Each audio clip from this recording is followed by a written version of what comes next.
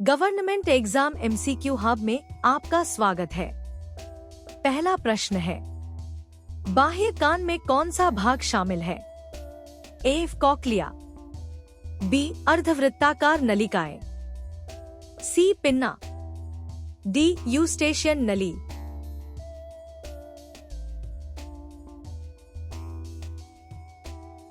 सही उत्तर है ऑप्शन सी, पिन्ना। अगला प्रश्न है, पिन्ना का कार्य क्या है? ए. संतुलन बनाना, बी. ध्वनि तरंगों को एकत्र करना, सी. ध्वनि को बढ़ाना, डी. कंपन उत्पन्न करना।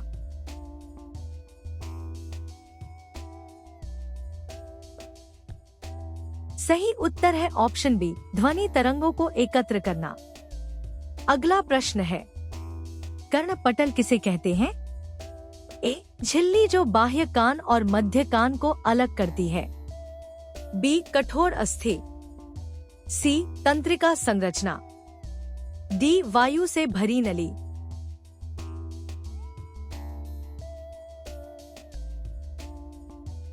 सही उत्तर है ऑप्शन ए, झिल्ली जो बाह्य कान और मध्य कान को अलग करती है। अगला प्रश्न है, मध्य कान की हड्डियां कितनी होती हैं? ए. 1, बी. 2, सी. 3, डी. 4।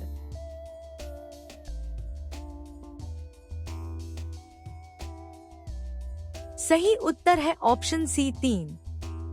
अगला प्रश्न है, मध्य कान की हड्डियां कौन सी हैं?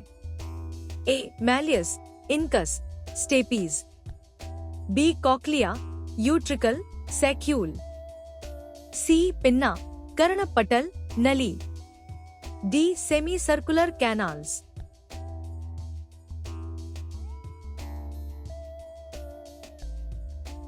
सही उत्तर है option A, malleus, incus, steppes.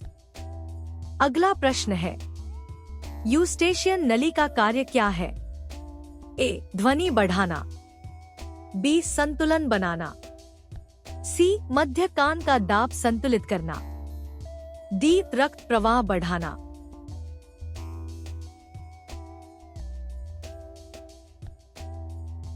सही उत्तर है ऑप्शन सी, मध्य कान का दाब संतुलित करना।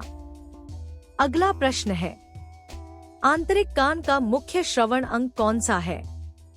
ए. Utricle, B. Saccule, C. Cochlea, D. Semi circular canal.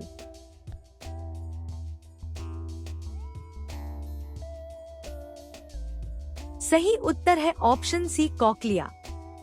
अगला प्रश्न है, संतुलन बनाए रखने में कौन सहायक होता है? ए. अर्धवृत्ताकार नलिकाएं, बी. कर्णपटल, सी. Cochlea, D. ऑडिटरी नली।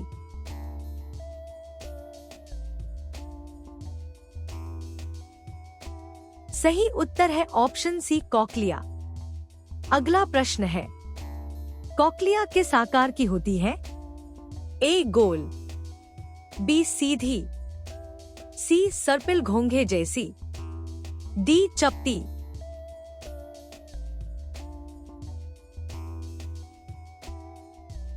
सही उत्तर है ऑप्शन सी, सर्पिल घोंघे जैसी।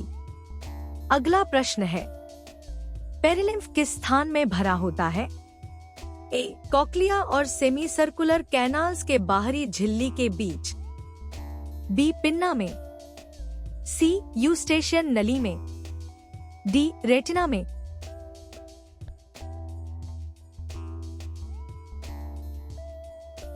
सही उत्तर है ऑप्शन ए, कॉक्लिया और सेमी सर्कुलर कैनाल्स के बाहरी झिल्ली के बीच। अगला प्रश्न है, पेरिलिम्फ का मुख्य कार्य क्या है? ए. ध्वनि तरंगों का संचार करना, बी. संतुलन को स्थिर करना, सी. रक्त प्रवाह नियंत्रित करना, डी. आवाज उत्पन्न करना।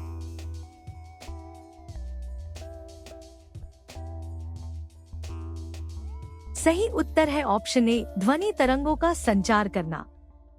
अगला प्रश्न है, पेरिलिम्फ में कौन से आयन अधिक होते हैं?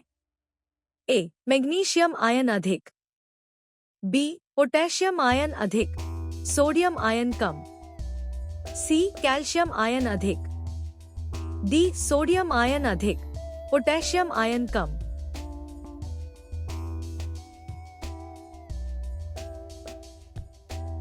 सही उत्तर है ऑप्शन डी, सोडियम आयन अधिक, पोटेशियम आयन कम।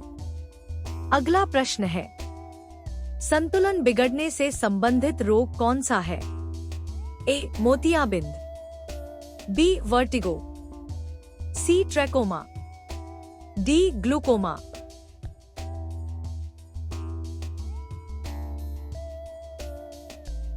सही उत्तर है ऑप्शन बी, वर्टिगो। अगला प्रश्न है, कोशिका विभाजन किसे कहते हैं? ए कोशिका की वृद्धि, बी कोशिका का विभाजन होकर नई कोशिकाएं बनना, सी भोजन का पाचन, डी श्वसन प्रक्रिया।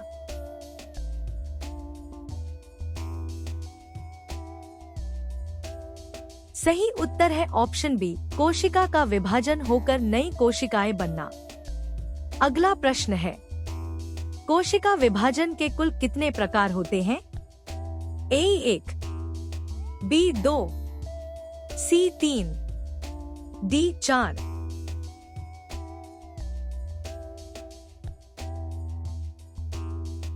सही उत्तर है ऑप्शन सी 3। अगला प्रश्न है, कोशिका विभाजन के 3 मुख्य प्रकार कौन से हैं? ए माइटोसिस, मियोसिस, निषेचन, बी माइटोसिस, मियोसिस, अमाइटोसिस, सी मियोसिस, अमाइटोसिस, श्वसन, डी माइटोसिस, वृद्धि, विभेदन।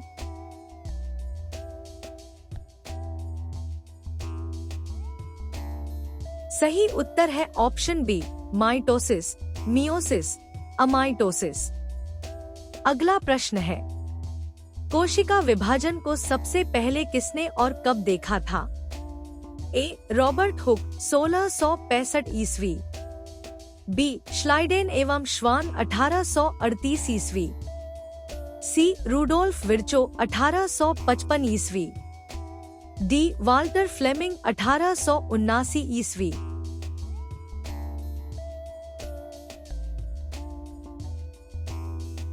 सही उत्तर है ऑप्शन सी, रूडोल्फ विर्चो 1855 ईस्वी।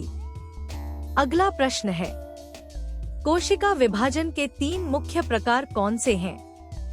ए असूत्री विभाजन, बी समसूत्री विभाजन, सी अर्धसूत्री विभाजन, डी उपरोक्त सभी।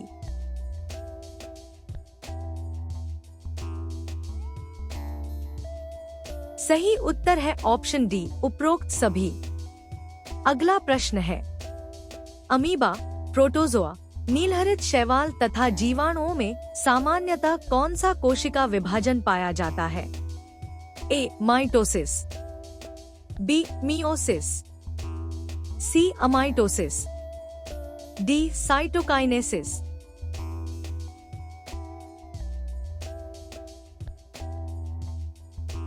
सही उत्तर है ऑप्शन सी, अमाइटोसिस। अगला प्रश्न है, समसूत्री विभाजन सामान्यतः किस प्रकार की कोशिकाओं में होता है? ए जनन कोशिकाओं में, बी शरीर या दैहिक कोशिकाओं में, सी जीवाणुओं में, डी प्रोटोजोआ में।